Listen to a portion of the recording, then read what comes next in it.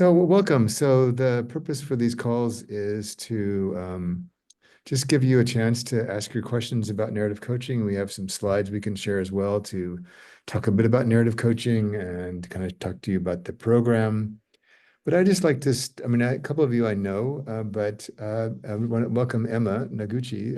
Emma's in Singapore and will be one of our faculty members supporting this program. So Emma's a veteran in this work and yeah, will be a one trustworthy guide for you all in the program. So, but I'm just really curious, what attracted you to come? Like, what is your curiosity? What drew you to your interest in narrative coaching?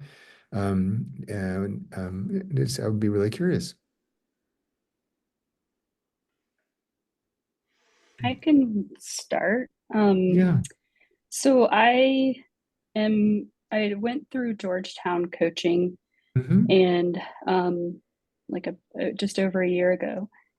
And I have also done story work. And then I Ah. was led to Adele Federick, who I Oh, think, yes. Yeah, yeah. yeah. So I've been working with her as a coach um and yeah, so I'm curious about using narrative in my coaching practice. So yeah, that's why I'm here. Great. Great. I'll chime in. Yeah. David, I was first introduced to you through the Hudson Institute. Okay. You came to one of our faculty retreats I did. virtually some couple years back. Hmm. And I'm one of the faculty for the Hudson Institute of Coaching, Hmm. and I'm a practicing coach as well. Um, I was immediately connected to your message and your content, and picked up your book, and was interested in signing up for this, and have not done it. Yeah. And so I have been self-teaching and self-guiding for a couple of years now, and bringing more of your methods into my coaching, Mm. and experimenting with it. And to great effect. And it's very much more of kind of the type of coaching I'm wanting to do. Okay. I'm much more wired for this kind of coaching as well. Mm. It's powerful. And I just completed the program this summer, and that you conducted for your new program. Well, I forgot Yep. the name of it. Lighten your load. Yeah. At the end of last year, yes. Yeah, yeah. And I think Mary was in that actually as well, Hmm. recognizing Mary. So just coming to this came forward, and I said I need to sign up for this and Yeah. finally get formally trained. So Okay. and be in the community more fully. So that's Welcome. why I'm here. Great. I had a nice conversation with Michael at the NYU conference this last summer, Oh, and great. I knew his mom, and I knew his even a little bit of Yeah, his dad some, but I knew his mom well. So cool. yeah, Yeah. so I have a lot of respect for Hudson. So Andrew, do you want to check in or? Yeah, I'm happy to. My internet connection is just a little bit unstable, so I hope you can Okay. hear me okay. Yeah. Yes. Yeah, great, great. I've been on my radar to Adelaide as part of exploring narrative therapy. Uh-huh. Uh, I'm very interested in things as well. Studying ago or to recently read your book and listened to a number of your videos, and with where I'm at, I'm in business on right livelihood. Uh-huh. My sort of personal experience for the last 10 years is around what work might look like through a right livelihood, I guess, narrative practice to that. Okay. Great.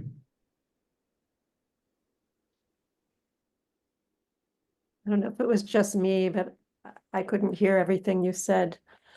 Yeah. But it really is an interesting practice in listening, because then you're trying to imagine what was the rest of the sentence, what might it have said, and watching his face, and yeah, it's the Yeah, so I was in your Lighten the Load Mhm. and have bumped into you actually in Mary Arthur's Story Dojo. So there you go. See, yeah. And I really loved what we did in the dojo, which included you framed up your recent work around the maturities, and then Mm. you had us listen to each other and then have respond to something that popped out.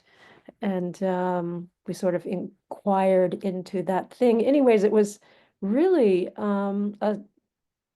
just a short exercise, but at the time I was in Fielding's evidence-based coaching Okay. program and had a number of, I don't know, 10 clients or so, but just found that really powerful. And I've run into narrative practices in other spaces like the Story Dojo, narrative therapy, Mhm. and the assumptions seem very compatible with uh, dialogic OD. So it's Mhm. all in that same space.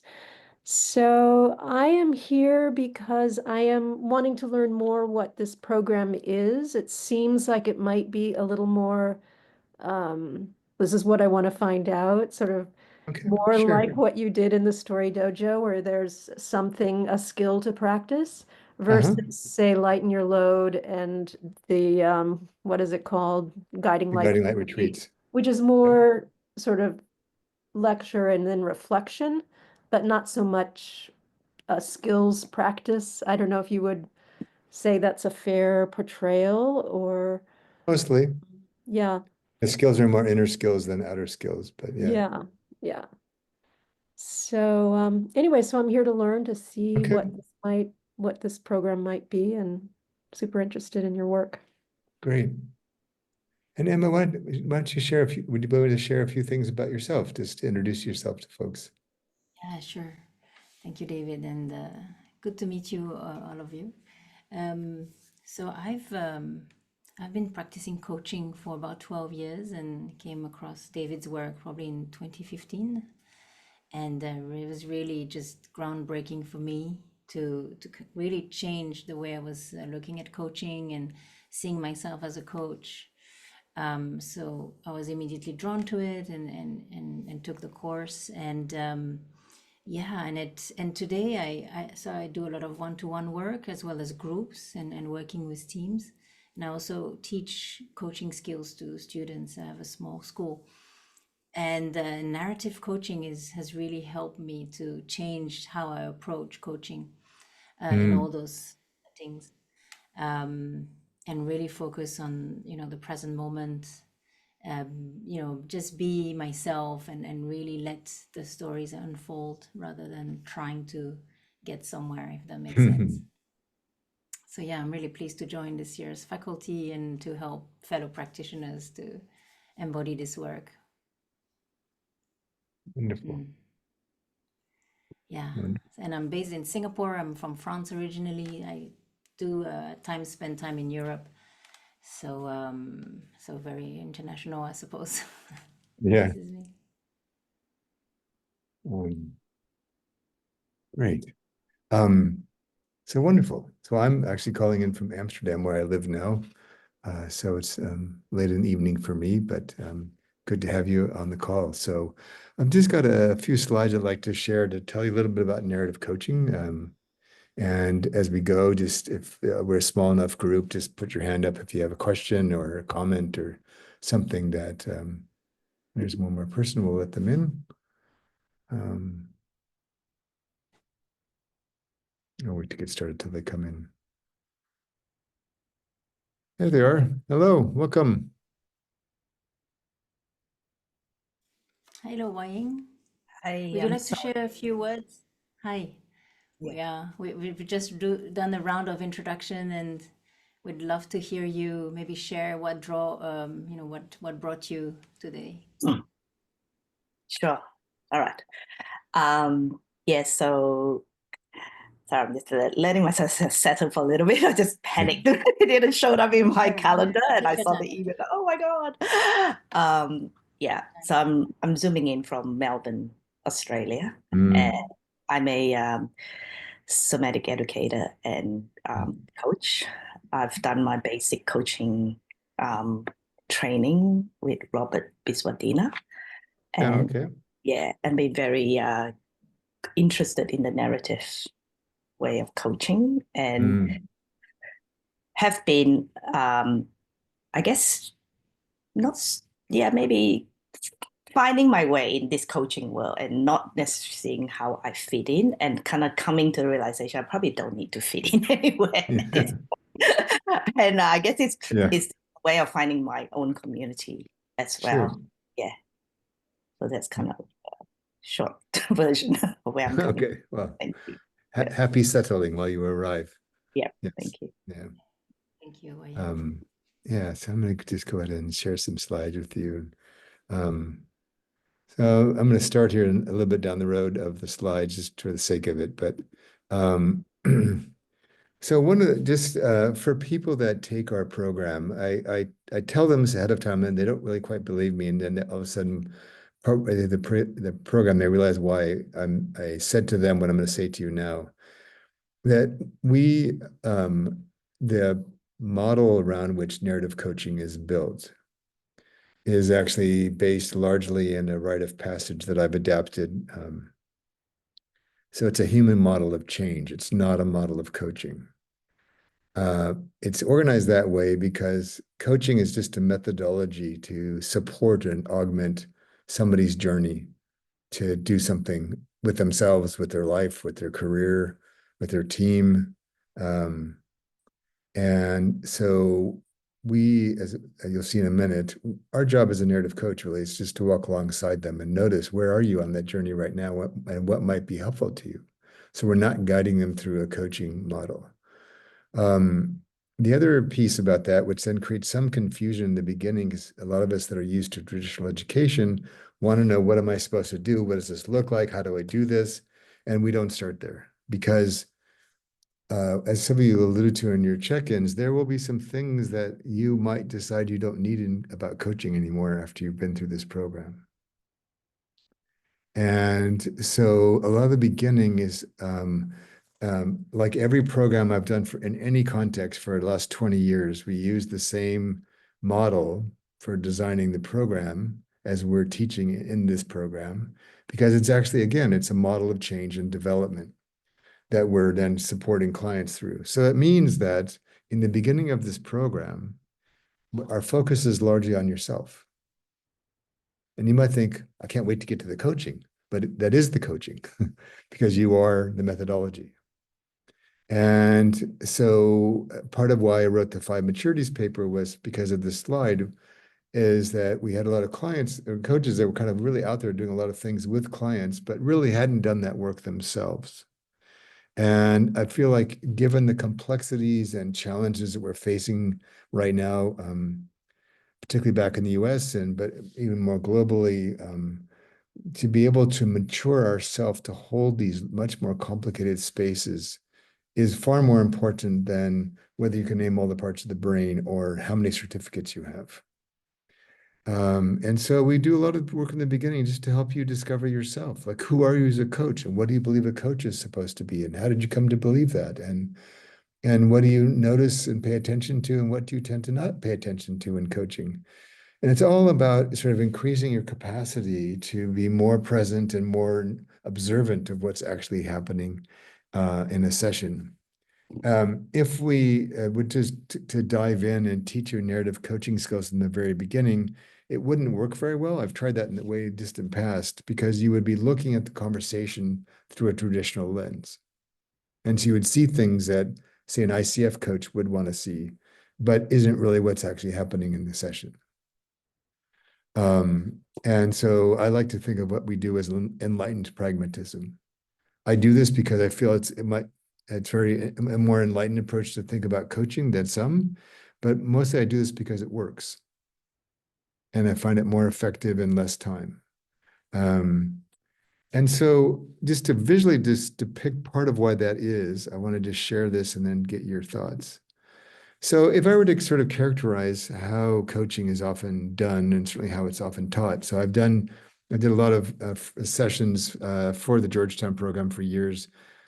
John Schuster, I think his name was, brought me in a few times to do seminars, and which is always a bit baffling because what I was trying to teach them was contrary to what they were learning. But in the sort of cliche of coaching, where coaches are trained that part of your job is to ask powerful questions, which is true, and it's great. It's a great skill to have. What happens when you ask people questions is that they tend to want to answer the question. So they think about what you've asked them, and then they answer the question. And then this is where it gets a bit tricky because we're trained to listen. We tend to kind of formulate, well, what do we think we're hearing? What do we think that means? And then what do we think we should do about that? All of which then serves in service of what you're going to ask them next. Which is not in itself bad. And those are very good, strong, basic coaching skills. But what happens over time as I observe coaches is that this starts to speed up. Why? Because their attention's on themselves, trying to figure out what they're supposed to ask or do next. Or am I doing a good job relative to the methodology I was trained in? And this starts to speed up to the point where the coach ends up directly or indirectly driving the conversation. So even though their intent and their skills are both strong, the client actually ends up taking the back seat to the coach in the conversation, following the coach around. And so again, for basic coaching, for certain kinds of things, this is fine. But when we're asking to go deeper with our clients, I just believe that if the ultimate point of coaching is not us or even coaching, but the client, then why don't we start with the client first, not just by saying we are, but actually doing that, which means we need to take ourselves at some level out of the driver's seat of the conversation. So the way we think about this in narrative coaching, we start off so back here, we're focused on the coach and the methodology. This is, if you're an ICF member, this is what you get measured on. But in reality, that doesn't really say a lot to us about coaching. I'm much more interested in paying attention to the field, the energetic space between us, between what's happening in our relationship, and what am I noticing about all this. So our primary role for me, we can use questions, but our primary role with them is we're witnessing a human being who wants to do something, or wants to feel something, or try something, or change something. And when we ask them questions, sometimes we're gathering information, if that would be helpful, but more often than not in narrative coaching, we're asking them about their current experience. Like, what are you noticing about yourself right now, having just told me this? Or every time you mention Bob in your team's story, your face frowns, right? We might point that out to them. What's happening for you when you talk about Bob? Because we're trying to help them connect the dots between the content of the story they told us, the way in which they told their story, and what was happening for them in the course of telling that story, all of which is giving them clues about what that story's all about and why it's in this conversation. So instead of answering our question, they're narrating the experience you just invited them to have. So that, again, they're now hearing themselves talk out loud, they're feeling themselves talk out loud, and they're being witnessed by what they're sharing. So we are listening deeply again, and we're observing what's happening for them in this. But we're staying present to the field, not off in our head to thinking about the next question. And so our response it could be a question, but the intent of it is to witness what we've just experienced with them telling you their story. And so the bulk of what we're doing in narrative coaching is working with the narrative material that the person has presented as an extension of their psyche, their soul, and working with the characters, the objects, the emotions, the gestures, to help them understand themselves, so that anything that they discover in that inquiry is grounded in their own somatic experience. And anything that they're going to be doing differently after they leave coaching has to be grounded in the somatic experience. Otherwise, it's a brain fart and it tends to go away. And so we don't set goals. We don't set agendas for the most part. We try to create what we think of as experiences and experiments. So we tell our clients that there's no safer place on the planet for you to be right now than here. And anything that you want to do differently in your life or your work, if you can't do it here, you're not going to do it when you leave because the pressure will be back on to contort yourself back to what you were like before. And so we do a lot of what we call serious play by getting people to do things in narrative coaching. So they can actually, and so maybe it's like when they grew up in a culture or in a family where as a woman you didn't speak up, or even as a boy you didn't speak up. It wasn't safe or it wasn't accepted or desired. And now you've become a manager for the first time and you have to speak up. You've got to tell people what to do. You've got to give feedback. You've got to, organize things. And you went to some classes on this and you weren't getting any better. Why? In part is because your identity is, I'm somebody who is not allowed to speak up. And even though your rational brain goes, well, I was a child then, I'm an adult now, surely I can figure this out. We're hardwired certain things after a while. And so they may not even have ever heard themselves raise their voice. So we might, as part of in a narrative coaching session, if that's your aim, as I might say, yell something. Like, do you have a sports team or a rock star or an actress or whatever that we coach them just to yell, to hear their why? Because not because we want to coach them to yell. I want them to have the felt experience of raising their voice. And so we're helping them to piece together this montage of the things that they would have to shift in themselves around their stories about themselves, the way they hold themselves, the way they speak. Um, um, that we want to give them those experiences so they can feel it for themselves, so that when they're starting to build up the skill, it's coming from the person that they're becoming through the virtue of this work. And so in that, I just want to share this slide and then we'll stop here for a minute. So this is a practice. We'll do this in the program. And so part of what you'll discover in narrative coaching is that it's a bit tricky sometimes to get your head around it at first because it feels a bit different. But I find and have found for years, and I watching our students find that it becomes a much more easeful and graceful process because you're not working really hard to coach.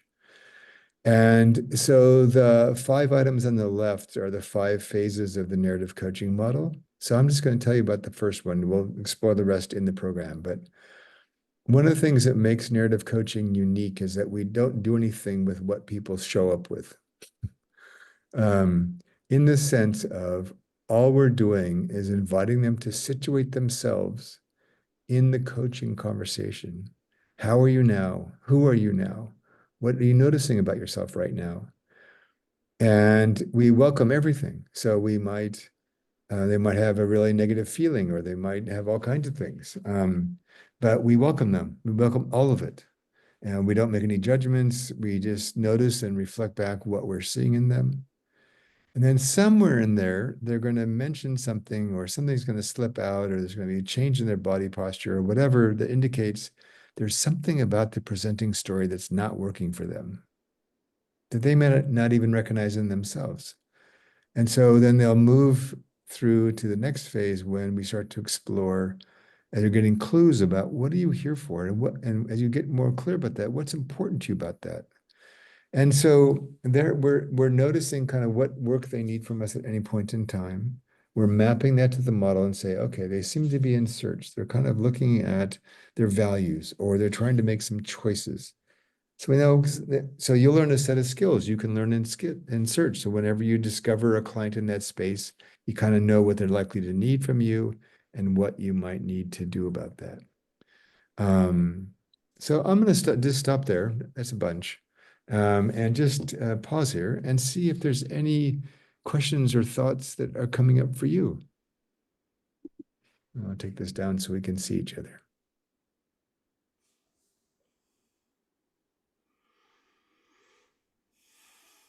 David, is Spiral a recent addition to your to your model? It is. Well, it's always been there, but it was never labeled before. So it always was drawn as a spiraling graphic.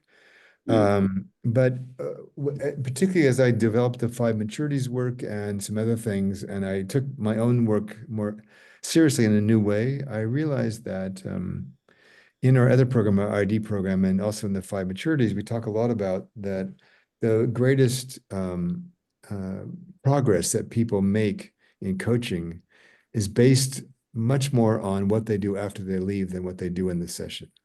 But coaching is not structured for that way. Coaching is structured like therapy, which is all about the hour, which may or may not be, it may play a catalytic role, but the real work is changing habits, which is hard work, and we don't often support them. So to your point, Andrew, I put in a spiral as just to really honor that fifth phase.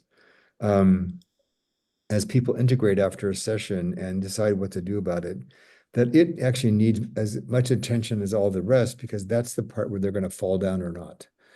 And so we're starting to build in more resources, and there's more in this program now than there would have been a few years ago about the spiral itself, and a lot of that's sort of helping them reflect on where they've been, kind of what feels different now, how you're going to integrate this into your life, where you're going to start with this. And then as they kind of begin to try out some things based on what they've done with you in coaching, we then get them to reflect, how does Situate seem to you now? So like, how are you showing up now 3 months later than you were when you began? You're working on the same issue. Really, in some ways, maybe not a lot seems to have changed. But to me, as your coach, you seem like a completely different person now. And again, going back to that witnessing mode. So there's the spiral, like I said, has always been there graphically, but we're spending more and more time to encourage narrative coaches to think outside the box about what coaching should look like. Yeah. So for example, I have a client who I coach him in 10-minute increments. Yeah. High achiever, a little bit ADHD, doesn't concentrate easily. So we do things in bursts, and he works really well that way. And sometimes it's 10 minutes on a WhatsApp exchange. Doesn't even want to talk to me. He just said, I just got out of this meeting. I'm now realizing what you were saying. And he's like, just typing this out. What should I be doing? And so we just have this little exchange, and it kind of helps him settle himself and kind of like absorb the experience he's just had and find some language for it. And I'll ask him then, what do you want to do about that? And I need to go talk to him. Do you know what you want to say? I think I do.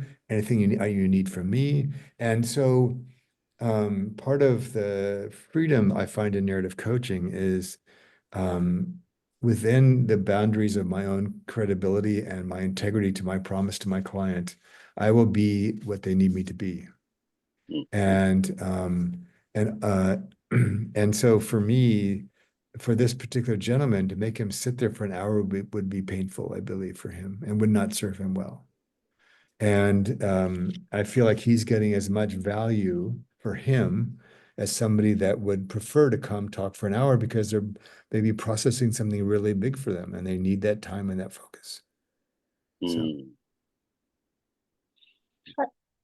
In the beginning, you said that you start with ourselves, who we are Yes. as a coach, etc. And I'm looking at the March 20th pattern. It says, immersion in March, and then there's peer practice, and then there's integration, immersion, and then peer practice. Yep. So I guess that can mean so many different things, starting with yourself. Yeah. Versus like practicing. And I find I don't really separate those things, but I get so much out of learning by doing, which is part of myself. Yes. So help me understand how you do that, or how you're thinking of that and implement that in the program. Yeah. So for example, I'll give you a practical example of one of the activities you have in the program. So in your pod, you will have an assignment that asks one of you in your pod to share something that you're working on or addressing or struggling with in your life or your practice. And they can talk for as long as they want. And then I want the group to stay in silence for 5 minutes and notice what comes up in you. What do you feel compelled to want to do? What are you feeling? What are you noticing? What are you paying attention to? How's your body doing? And one of those signs of a masterful coach is they can be fully present to themselves and the client at the same time. An immature coach would be lucky to do one of those. So part of that means I can self-regulate, I can be self-aware to know maybe I'm being triggered by a client, or maybe then my need to rescue them because they remind me of my mother, or who knows what. You need to be aware of those things in real time in coaching. And so we give you practices to notice, what do you feel inclined to do? I notice again and again, I want to rescue my clients. Or I want to move them to action and they want to reflect. I want to go do stuff and I'm feeling this compulsion to do something. And so that so then when we do the module on listening, most of which was about silence. And if you're not done the work on yourself, you're going to talk right through the silence because you'll feel uncomfortable. And so there, like you, I mean, I love reading and thinking and all kinds of things, but I like to do things. And so the exercises will all be physical practices for the most part. Yeah. Is it in each module, there'll always be something like that? Or is Yes. it, okay, so what's the distinction with the peer practice that I see popping up in the schedule then? Yeah, so you will have practices you can do on your own, in your own way, and however that serves you.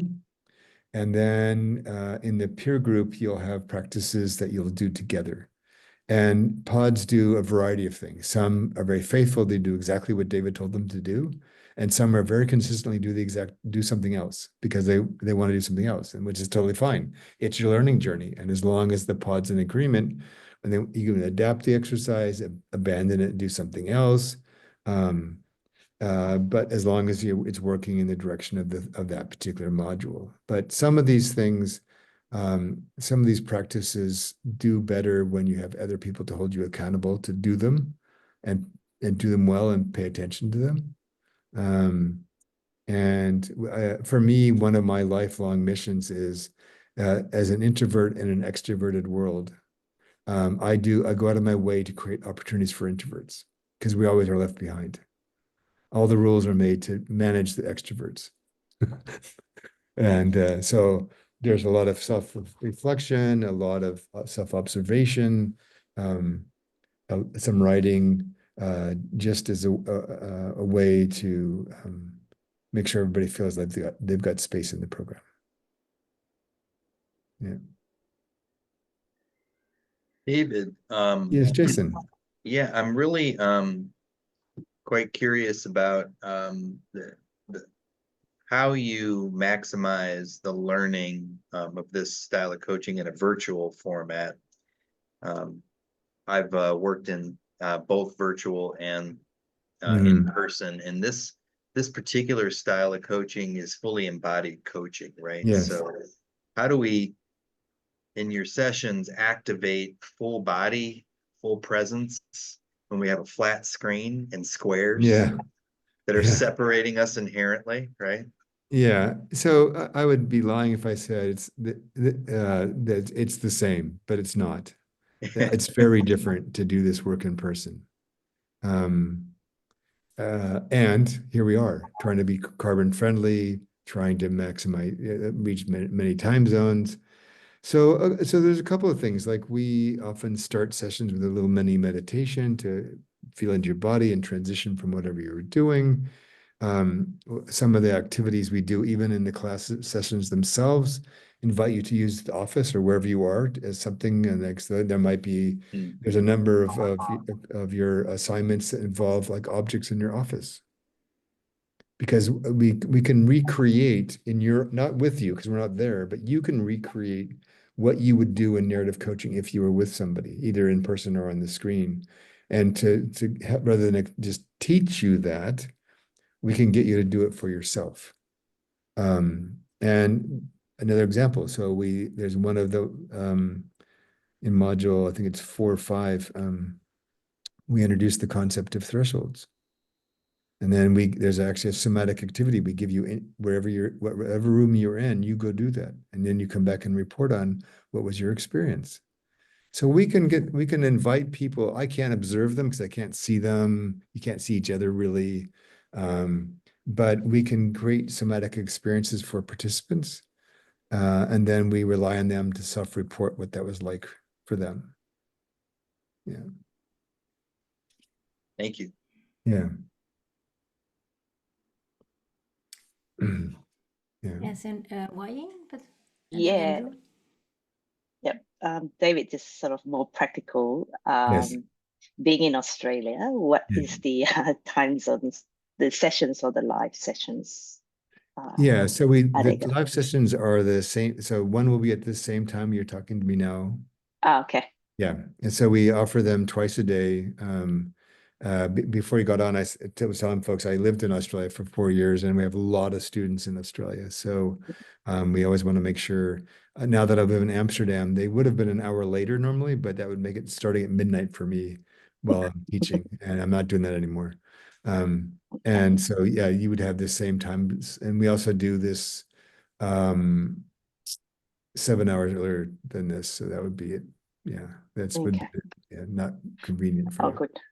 Yeah. So it'd be similar to like lighten your load, kind of. Yes. Yeah. Yes. Yeah. Great. Yeah. Thanks. Yeah. Andrew, did you have a question? Yeah, I do. Thank you. Just curious, what beyond the program is your practice model, David, as far as engaging with the community? I'm aware of the Circle Forum that you've got set Yeah. up, but just curious from the point of view of as a registered practitioner at the end of Yeah. the program, what does that mean for me as that? Yeah.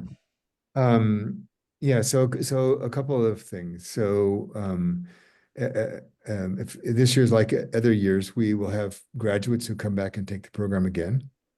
And it's often helpful to have them in the class because they go, "Oh, I've been where you are. I was confused like you. Now I not."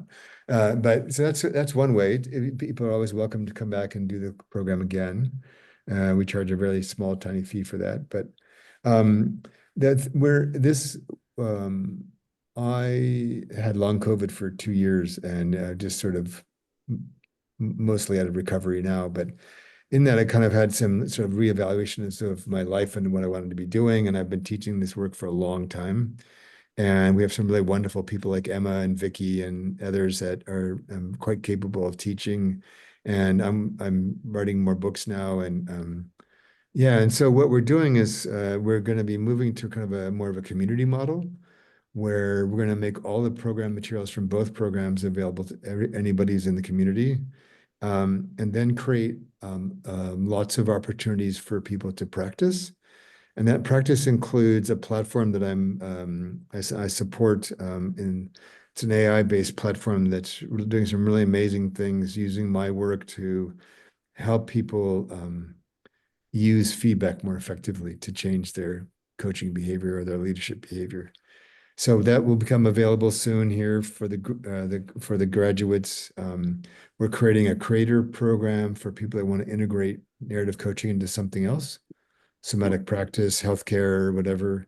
And so we're going to create, in a way we've not been able to do, Andrew, in the past, opportunities for people to more easily connect with other students through Circle, have a chance to spotlight students that are doing interesting and cool things with this work, finding ways to meet people in communities of interest. Like, I want to know, how do I do narrative coaching in higher education or in healthcare, or maybe I ran a Aboriginal leadership program for 5 years in Australia. And so we have a number of Canadian students who work a lot with First Nations people in Canada. So they might want to form a group. So kind of really, and we'll still take new students in, we'll still give them a pathway to a certificate of completion, but I'm in a place now where the world's invested a lot in development, and now is the time for action to do some new things in the world. We don't need any more you could have a moratorium on training for a year and everybody would be fine. Mm. Yeah. And so I'm all for supporting people to convene, create, and find ways to contribute. Mm. Yeah.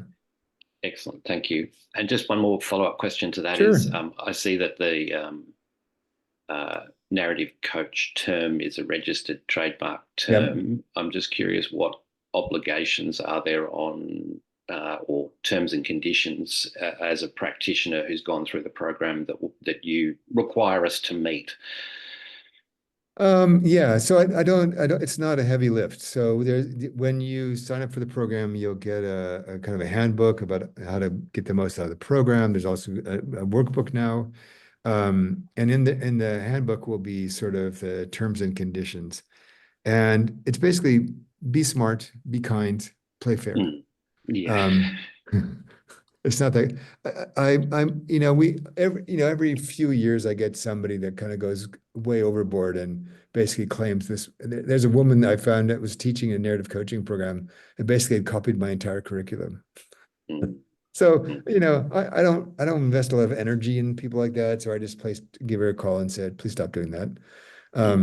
But it was more for me, this was more of an emotional decision in a way. I'm not worried about the students. I've been at this for a long time and I wanted to sort of honor the work. So it will sound funny if anybody's legally minded. It wasn't because I was worried about it or felt precious about it. It was more, I just wanted to celebrate what it was, which was a legacy work. I mean, I've had chapters in coaching anthologies where mine is the only sort of unique coaching model in the entire book. So I feel like it's done well. And so I wanted to honor it. And so the agreements are really, if you feel free to use anything, feel free to write about anything, feel free even to teach some of it. But whenever you credit the source, if you remember to put the registered trademark, great. If not, the world will not end.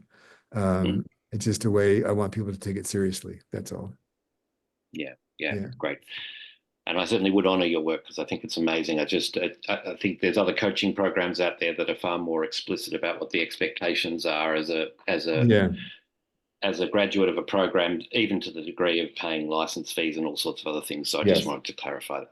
Thank you. Yeah, no, and that seems, I understand the drive for that because, but I just felt life's too short to worry about those kind of things. And so many of you have I'm a big believer in honoring wisdom and experience you've earned by living, by being, and you bring many things. And even myself, I do things that are not narrative coaching because that's what I've been trained to do other things as well. And so have many of you. And so to try to box you in and say you have to bow down to me 5 times and pay me $3 every time no, it doesn't seem like a good use of my life or yours.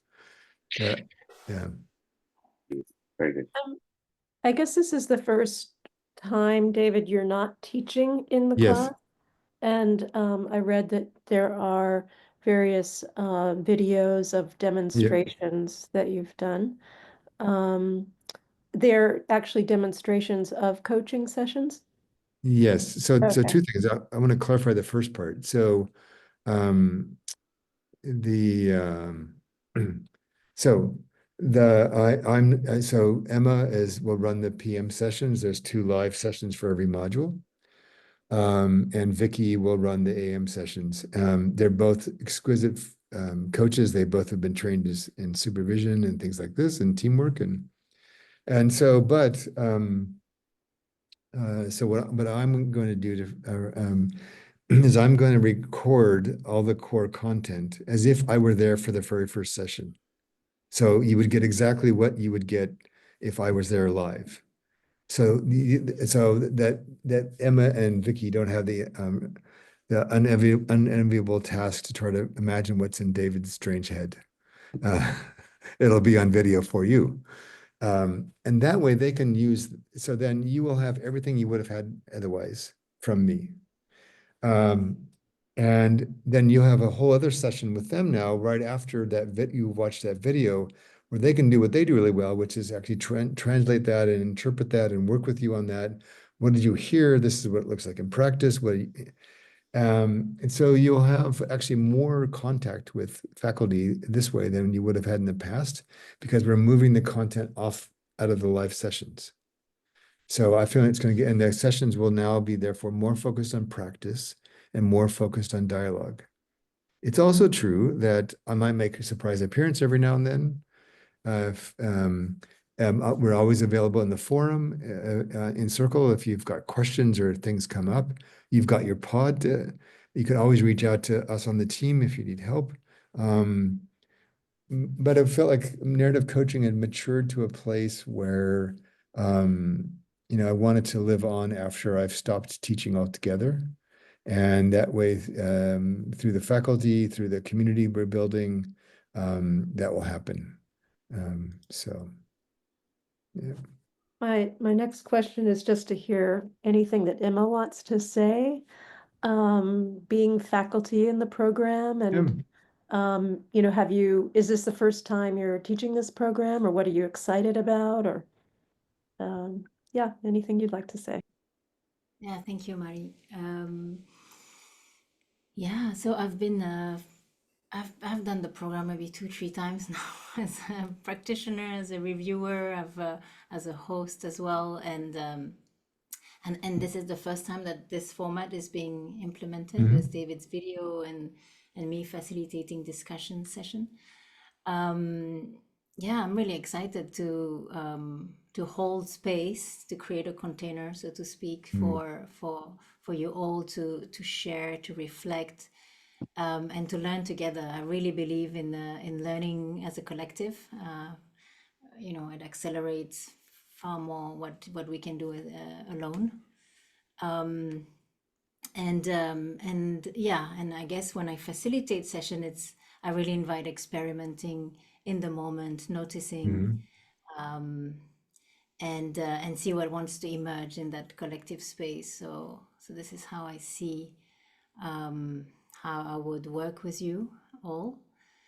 And and see what maybe new questions come. And it's interesting because in the past cohorts, a lot of participants shared that they learned far more among themselves rather than in the live session with David. So that was also an interesting, and that's why also we moved to that format to really for participants to do more of that and learn from one another.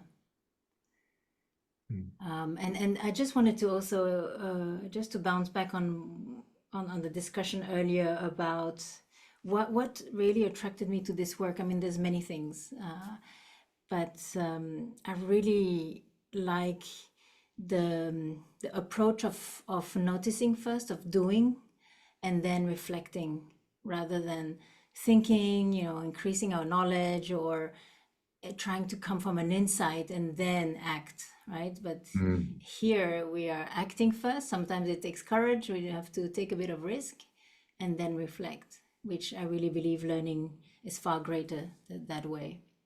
Same when we invite a client to experiment in the moment. What does it mean to speak up? Oh, wow. Well, they can only do it and then observe themselves rather than trying to say, well, it would be like that. And then they're in their heads again, right? Which is often not helpful. Is this helpful, Mari? Yes, thank you. Yeah.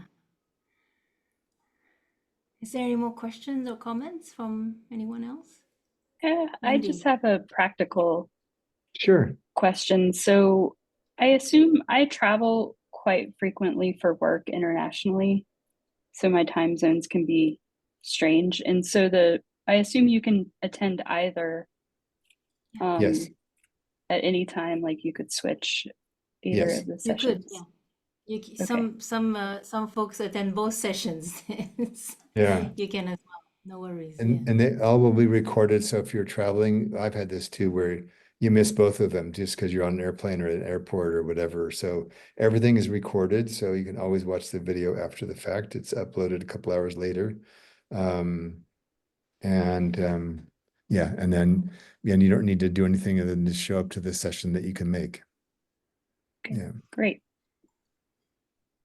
And there's something you say you use the ID way methodology in this. course? Can you just say a little bit? I haven't taken the ID way, so It's okay. what that means.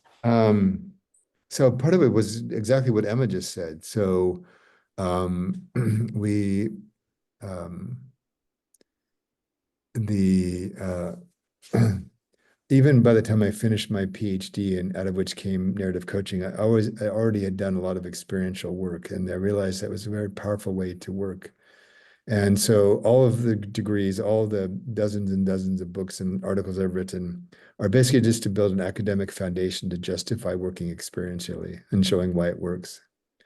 Um, and now I just completely lost the thread of your question. Oh, The ID way. oh yes, thank you. So going back to what Emma was saying, so part of one of the analogies we use in the ID way, which is the learning and development theory, is that we want to channel your inner 5-year-old skier. And the example I give is if you go to a ski resort and go watch a beginner class, people have never skied. You've got children and adults. The adults are there to learn how to ski. The kids are there to ski. The adults are there to work. They're thinking about how do I not fall down, hurt myself, and look stupid.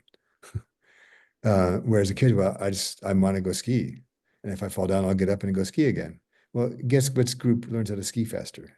Is not generally not the adults.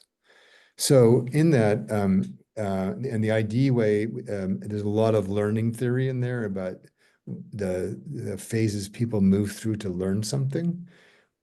Like all mortals, we don't always practice it ourselves because we're too are learning and adjusting to try to figure out how this works. But we use the ID piece to help you and challenge you to actually go do things before you even understand. So, Emma, your comment about the group and they were learning more from each other than from me. Perfect. It's exactly like I intended this. They're not there to listen. I'm there to spark thinking and experimentation and insight and realization. And my biggest, I feel successful when by the end of the program they've forgotten what I've said because it's now become theirs. And so the ID way has been really helpful for me to realize you can do this work of narrative coaching at any scale using the principles that ID offers all of this work. It just happens that in narrative coaching, we emphasize stories and we focus in the container called coaching. Yeah. Thanks, Jason. Thanks, Jason. Mm. So David, so Yes. following that, I had the back of my mind. So is which course would you do first? I mean, I mean, Generally, we recommend the narrative coaching for first, unless your work is largely not coaching. But even then, because the scale is more manageable, it's more established program. It's in a familiar container called coaching, even though we might approach parts of it differently. It's easier to get their head around. We find that when people go from there to ID, it makes more sense to them. Like, oh, this is like a bigger version of narrative coaching in a way. And we're part of the shift to a membership system is there's a lot of points of connection between the two programs and even through the 5 maturities as well. And so we want to make all that available to people and so they can learn it at their own pace and their own direction, their own combinations. Because in that, in some ways, ID is difficult to teach. And paper, no. All the theory behind it, all the practices, all the models, is all grounded in centuries. I mean, ancient research. But to pull that all together in real time, and is daunting to many people.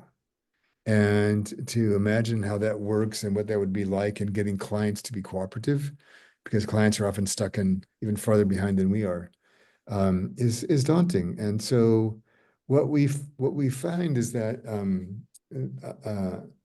and it's probably indicative of the work, is that we don't go from A to B and say, now I have understanding of ID. We go to A to G to R to 3 to 17 to, and then we go, oh, wow, I'm over here now. How did I get here?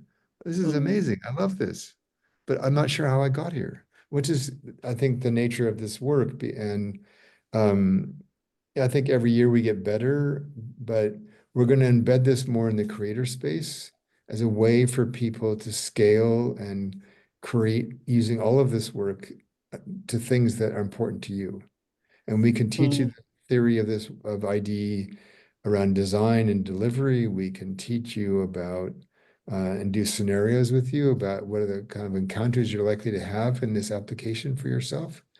And we can help you think about how you might handle that from an ID perspective. And so I'll just give you a simple example. The program is the disabilities program I worked with, which was my first full-on ID project. It's about 200 and some odd people, I think. And the executive director had me in to do just a 3-hour workshop. That's the only training I did for 2 years. The rest was just project work with them. And about halfway through the session, this woman stood up who was the head of one of the functions there, kind of a burly nurse kind of person, and basically said, "This is bullshit." I said, so then this is where the maturity part of this comes in. You hold space for that. And I said, I hear you. Can you tell me some more about that? No defensiveness, just can you, well, and she's on, and she's very tactile, instrumental, concrete. She's all those things that some of this work is not. But I also had this sense that she was actually protesting a bit too much. So my intuition said, I think she's actually going to be okay. So I just said to her, I hear your concern. And if this is not for you, participation is totally voluntary, then that's fine. But would you do me a favor? And would you wait till the end of the morning? And then if you still don't want to participate, great. Don't do that. And so we did the rest of the morning, which was some experiential practices of what we were going to be doing for 2 years to transform the entire organization.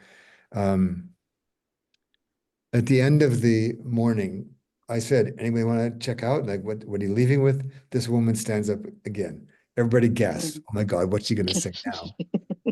And what's David going to do? And I just held space for it. I said, I appreciate you standing up again. And she had tears in her eyes. She goes, I realized in the rest of the morning that I protested because I was afraid that I couldn't do this. And I pride myself at being really good at my job. I'm a leader of my team. And I thought, oh, this is way beyond what I could do. And so I blamed you for that. I thought, well, just by the virtue that you could say that, I think you'll be fine, right?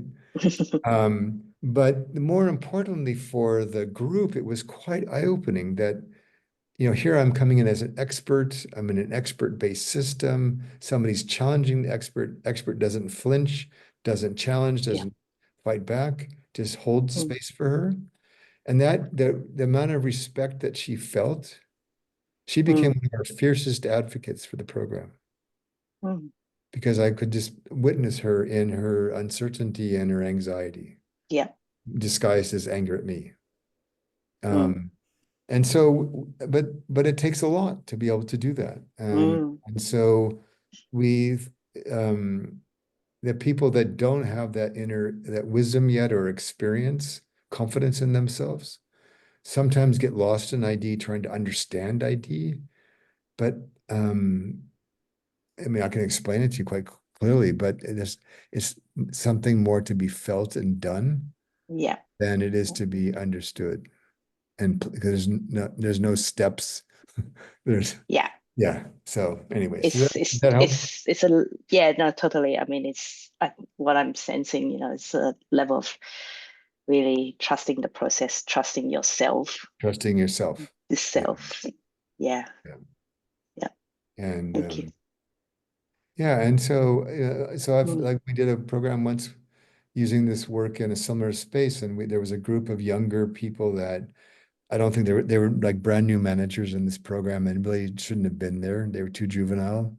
So I felt bad for them in some way. So they were horsing around and then they left. They wanted to leave early, and they wanted my permission. And I said, "You're an adult. You don't need my permission." Well, and they got all and so we had this little mini intervention. I said, "What is it? What's coming up for you that you feel this need to leave?" Well, this isn't interesting. So what is it for you if it's not interesting? And so we had this little, and then they could sort of see what was happening. They go, "Oh no," and they end up just walking away and kind of being whatever. And then the group, again, they expected me to criticize them behind their back or like, fob them off. And so I just use it as an example. Everybody's on their own journey. Which is why I don't do trainings for companies anymore, because I don't find them very useful, because everybody's on their own journey. And so their journey is they will come to recognize I'm not mature enough to be in these conversations. I'm going to mask not being mature enough by acting out like I did when I was a teenager. And I'm going to provoke this guy, but he didn't get mad and play the game, so I'm leaving. So that's their journey to be on, to wake up and regret, oh, I probably didn't treat him very well. I probably didn't take this seriously enough. Oh, I think I missed out because everybody else is talking about what a great day it was. But that's what they're there to learn that day, if they so choose. And so for me, that was a victory, because I like to believe that that's exactly what they needed. Yeah. So there's a lot of Taoism in this work where we don't go to judgment much at all. Maybe just if I can add Yeah. to your questions, ID or narrative coaching. I've done both program, and the idea way is essentially, for me at least, a deeper understanding of the philosophy or the core foundations of that underpins that underpins narrative coaching. It's usually we have also many more professions, not just coaches. I would say it's a bit more conceptual, more difficult to grasp, rather than narrative coaching, which is solid work. You could say more practical, more concrete. So I hope that helps you. That's helpful. I mean, I like what both have to offer, and from hearing both of you, I feel like, because of the nature of the work I'm already currently doing, and very steep in Kashmir-Shaivism in terms of a philosophy, that the idea is sort of aging towards that end of things. Yeah, and then narrative is a bit more practical. Yeah, thank you. Yeah. Sure. All right. Any other comments, questions, anything we can help you to make a decision or answer any clarification about the program? Yeah, I guess I'm curious. It sounds like we watch the lecture asynchronously offline, and then we together where Emma and her colleague would be facilitating. And is it that we're sort of facilitating a dialogue about the lecture, or you talked about, sort of holding space to see what would emerge. So, is it really open? Like if someone feels like it'd be nice if there was a demonstration, will we be going in breakout groups and doing something, for example, off camera? Because sometimes honestly, sometimes not being recorded and put up in a library forever is a nice way to, maybe share something, because you're going to play the client role versus the coaching role. So is that, like, how does that play out in that space after watching the asynchronous lecture? Yeah, it's a great question. So the design of those first sessions is largely some dialogue about what stood out for you, what questions might you have. There will be some breakout rooms to maybe to practice a couple of things just to kind of feel it for yourself. So again, we've put more intention into the sequence of things for this year and kind of what's included with the assignments. So from a learning theory perspective, again, oftentimes people get impatient and they want to understand everything and be able to go do it. But really, the primary purpose at the beginning of a module is just, do you grasp the basic frame of this module? Can you see the world through this lens? Do you understand these like 3 key words? It's not, can you do this yet? That's premature. And so, and in that, people will have different level of needs. So like, for example, one of the practices you'll do very early on is to be in a conversation and having these little mini timeouts in the conversation and allow you to notice your breathing. What happens to your breathing when you're coaching? Not because it's an explicit narrative coaching skill, but because if you can do that, you can start tracking other things that are happening for you. And your awareness of yourself while you're present to the other is an essential narrative coaching skill. And so we will create some experiences for you and give you some things to practice in those live sessions. And conversely, or additionally, then I think about the last session, which closes out a module, where it sits on the learning theory, the learning phase curve is, it's often David Kolb would call demonstration tasks, which is not something we've never done, Emma. So we're going to invite you in those final sessions to show us what you know. And rather than Say the just final sessions, do you mean after 9 months, or you mean after? No, at the end of each module. At the end of each module. Yeah. And so it's not like a show and tell in front of the class. It's most likely going to be in small groups, but it's part of your integration of the work is learning how to have to explain it to somebody else or demonstrate it to somebody else. And it's not a test. You don't pass or fail. It's just a way for you to talk out loud about what this has meant to you and what you've noticed that's different about yourself now. For some of the ones that are, especially towards the end of the program, that are more about specific skills, we're going to ask you to demonstrate that in a small group. Again, not to compare you or judge you, but just to say, what are you noticing about yourself now? And it's a way for most people to embed what they've experienced and learned more fully in themselves. So across the arc of a module, you'll be going on your own learning journey about the content. And so our expectations and hopes for you are going to be different depending on where you are on that particular module and how much you already know about it before you started.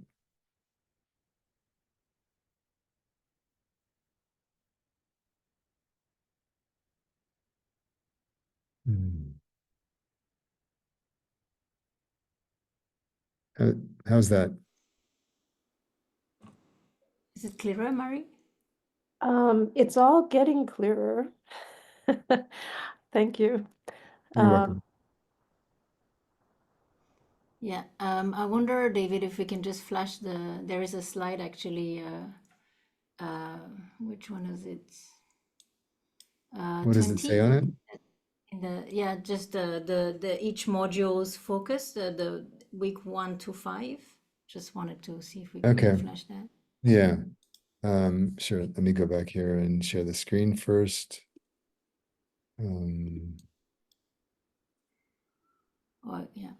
Yeah. So this is actually what Mari, you were talking about the structure of the modules. So what they all kind of look like. So what I was just describing to you,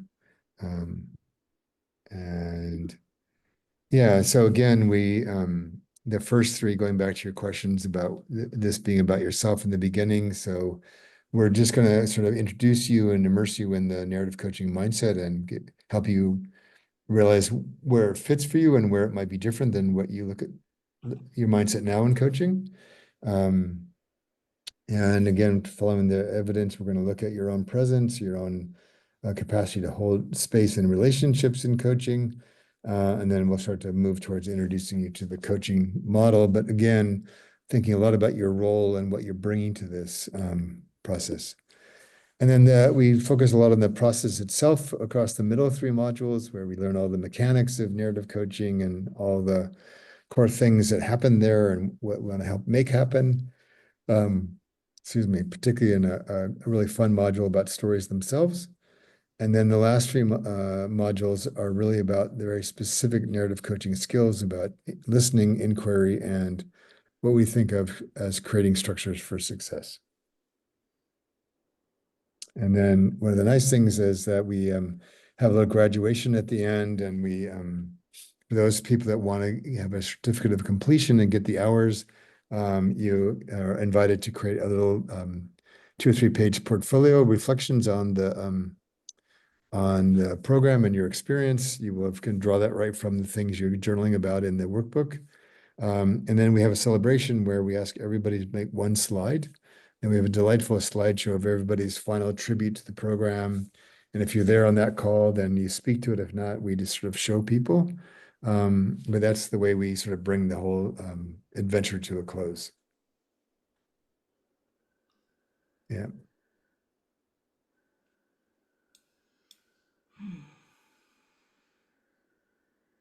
Yeah. And then these are all the things that come with the program. And it's each module about 4 weeks, or Yes. is there? Yeah, there's a little bit of a gap there in the middle just because of holiday or something. Yeah. Can't remember why, but there was a reason we had to skip a week. But each module is 4 weeks. Yeah.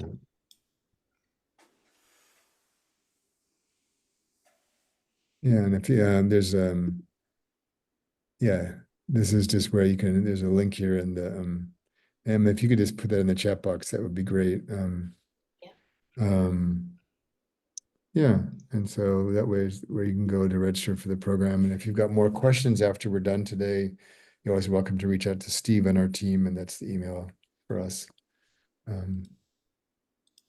But take this down for now. But anything else feel important to you right now?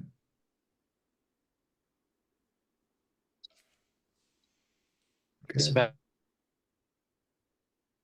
Andrew. Andrew, go ahead. David, and I do read a lot and absorb a lot through reading. Hello, can you hear me? Yes. Yes. Oh, great. Yeah, I was thinking, David, just having read your book, and I absorb a lot through reading. Curious about the content that you're presenting through videos. How much of that is a direct reflection of what you've already written and what's likely to be new? Compared to like the book, so some of it will be familiar to you, but we go into a lot more detail about how we apply it. Um, and then I also narrate it with illustrations and stories and examples and tips, and particularly doing it this way, since I won't be able to answer questions like this in the moment. These will be slightly longer than they would be if I was with you, because I want to offer you more scaffolding around this, something that will contextualize the information in a way you wouldn't get in a publication. Yeah, and then being able to have a space to practice in and get feedback and try out things and watch others do this work is the invaluable part of being in a program. Yeah. Yeah. And if the session's recorded, I know it'd be a huge ask of you, David, but is there a way that you get feedback through what's recorded or through Emma or others to adapt the program as it's running, or is it more or less set from the beginning that this is what you're delivering? So I never do the same thing twice, because my mind is always working. But yeah, and even when I was teaching live, we always would adapt along the way. Sometimes we'd have a particular group from or part of a class that had different kinds of needs as learners, and or for some reason on a given day I was not feeling well or something, and I wasn't as clear as I'd like to be, And so one of the hosts or the faculty members would just ping me and say, hey, can you make a little short video about this? Or there's some confusion about that. And so I can go into the forum and offer some thoughts. And so, yeah, so we try to do our best. And I think we do a pretty good job to model this, that even though I'm the guy that invented all this and I've taught it for a long time, again, I'm not the point of this. And so I'm always open if there's ways to make this better. And just I see you all as co-explorers with me in this space, because if you have different backgrounds than I do, you're gonna see things that I don't. And yeah, so I'm always learning about how to make this better for people. So, and how to engage people in this journey for themselves. Awesome. Thank you. Yeah. And just to add, a lot of people have found David's book quite difficult to read and dry and complex, very rich but complex. The sessions, at least, are very beautiful slides. It's almost like the content of the book is coming live, and David narrating to it. So it's very enjoyable and very rich experience, along with reading the book. So. Yeah, and there's a reason why the book's subtitle is called The Definitive Guide. It's intended for that purpose, it doesn't say narrative coaching, a casual beach read. And that's not its intention. Yeah, it is a bit much, but you'll recognize a lot of the themes from the book for sure. Yeah. Okay. All right. Well, I'm hoping that you'll come to join us. And Emma, thanks so much for your time. I really appreciate this. And I wish you all a wonderful rest of your day and hope to see you soon. Thanks so much. Yeah, you're most welcome. Thank you. Thanks, Andrew. Thank you.